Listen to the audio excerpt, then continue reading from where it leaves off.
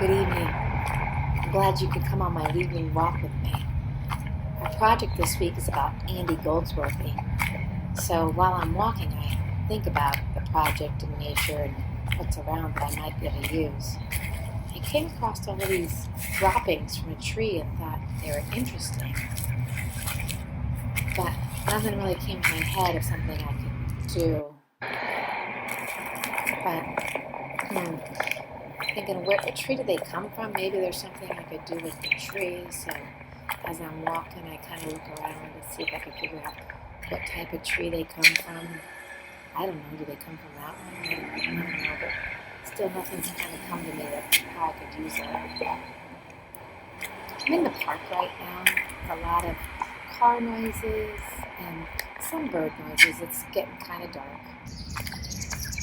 Continuing on my walk, and I get around the neighborhood, and look what I see. A whole bunch more of these, but they're scattered.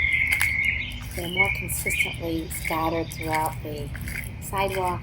The sounds of the birds is much more alive and happening and not really car sounds. I like this area a lot, but it is getting dark, so I think I'm going to come back in the morning.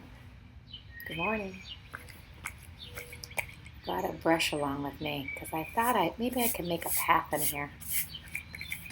Again, I feel like sounds are very important with this project, so as I'm working, I'm very aware of the sounds of nature and even the sound of my brush that it's making as I'm working. And honestly, I'm kind of wondering what these people that live here are thinking of me outside on their sidewalk, because this isn't my house. But it's fun.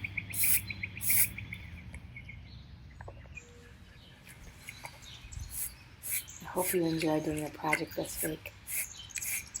Get outside. Share with us. Even if you don't like the final project, the process is very important this week.